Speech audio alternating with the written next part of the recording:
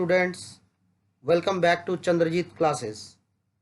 In the last video, we have discussed about the types of numbers. I hope that you all go through it. Now today, I will discuss Euclid's division lemma.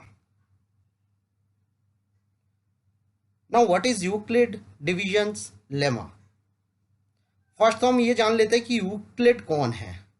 Who is Euclid? Euclid कौन है? एक Greek mathematician जिन्हें हम father of geometry के नाम से भी जानते हैं. नाउ लेमा क्या है? Lemma is nothing, it is a proven statement which helps to prove another one. मतलब कि ये ऑलरेडी एक प्रूव्ड स्टेटमेंट है जिसके यूज से हम किसी और चीज को भी प्रूव कर सकते हैं. फॉर एग्जाम्पल ले लेते हैं एक theorem.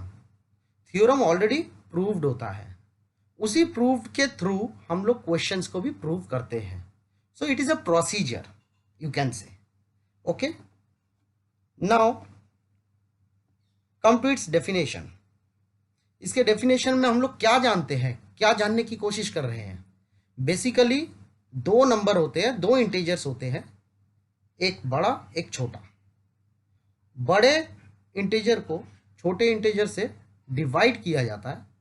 It is a process of division जिसमें से क्वोशंट और रिमाइंडर ऑलवेज डिवाइजर से छोटा होता है. एंड वन मोर थिंग, इसे हम तब तक डिवाइड करते हैं जब तक कि रिमाइंडर जीरो ना आ जाए. और जब रिमाइंडर जीरो आ जाता है तो लास्ट इक्वेशन में जो डिवाइजर होता है उस डिवाइजर को ही हम लोग HCF कहते हैं. इट मीन्स यूक्लिड डिवीजन से हम लोग दो नंबर के बीच में HCF को फाइंड आउट करते हैं. Got it? I hope it is clear to all of you.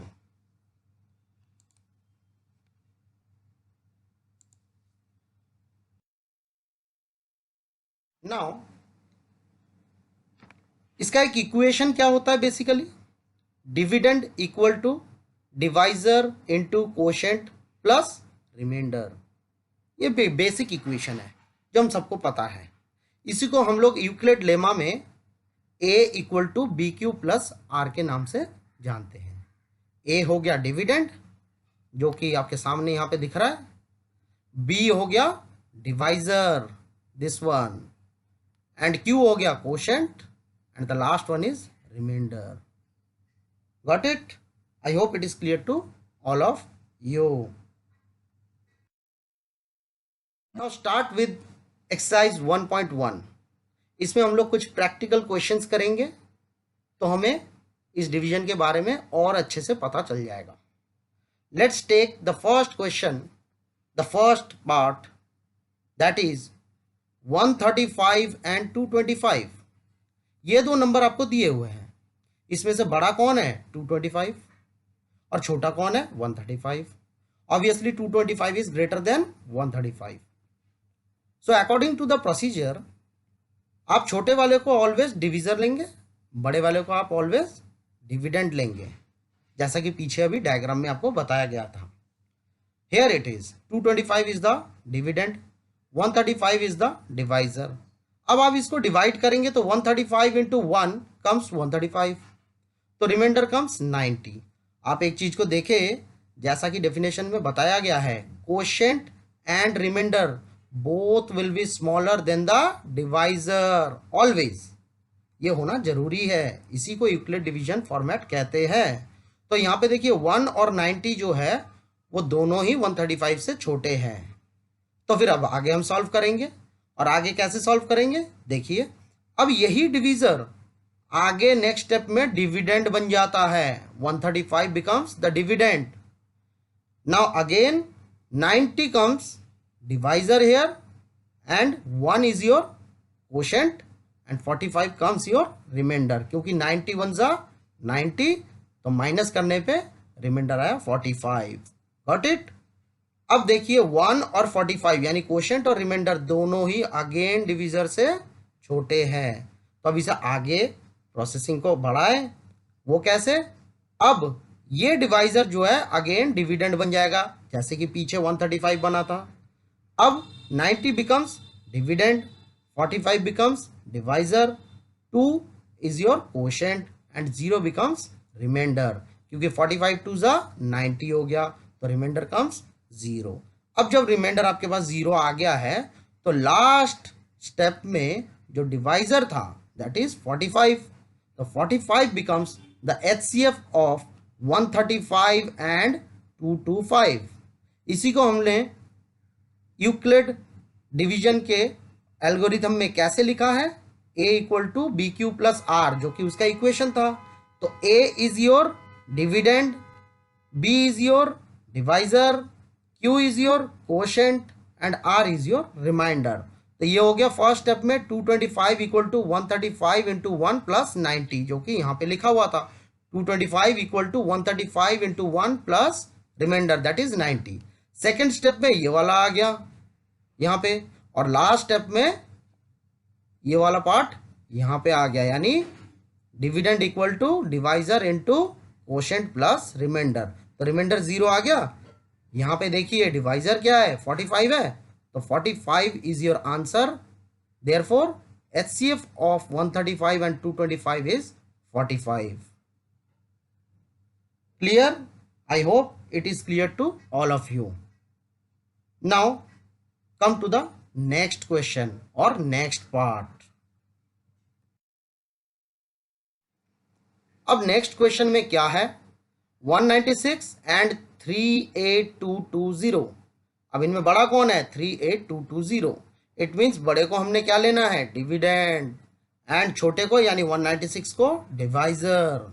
अब सेम प्रोसेस, आपने डिविडेंड को यहाँ लिखा, डिवाइजर को डिवाइजर की जगह लिखा और उसे डिवाइड करना शुरू किया।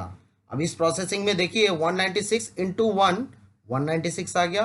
अब करने पे हमें यहाँ पे रिमाइंडर कितना बचता है, 1862। अब 1862 तो 196 से बड़ा हो गया, जबकि इसमें क्या बोला गया था यूक्लिड डिवीजन में कि ऑलवेज रिमाइंडर और कोशेंट दोनों ही छोटे होने चाहिए डिवाइजर से, लेकिन यहाँ तो रिमाइंडर बड़ा हो गया 1862। तो आप क्या करें, आप इसे नॉर्मल प्रोसेसिंग से डिवाइड करें, इसमें और कोई फॉर्मेट लगाने की जरूरत नहीं है, आप नॉर्मल प्रोसेस से इसे डिवाइड करें और तब तक करते रहे जब तक कि रिमाइंडर 0 ना मिल जाए। जब रिमाइंडर 0 मिल जाता है तो आपके पास इक्वेशन तो वही है यूक्लिड का, a equal to B Q plus R. तो यहाँ पे a क्या हो जाएगा, dividend that is 38220 equal to b क्या हो जाएगा, divisor that is 196 into q क्या है, quotient that is 195 plus r क्या है, रिमाइंडर दैट इज 0। अब जब रिमाइंडर 0 है तो इसमें जो आपका डिवाइजर है that is 196 that is your HCF। So HCF of 196 and 38220 is 196. Got it? I hope it is clear to all of you. अब हम नेक्स्ट पार्ट की ओर चलते हैं। In this question 867 and 225, 867 is greater than 225। तो same case हो गया, dividend हो गया 867, डिवाइजर हो गया 255। अब सेम उसी तरीके से यूक्लिड डिवीजन लेमा हम इसमें अप्लाई करते हैं। तो 255 को डिवाइजर की जगह और 867 को डिविडेंड की जगह लिख लेते हैं।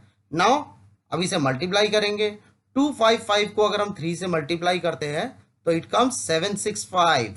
सब्ट्रैक्ट करने पे कितना मिला, 102।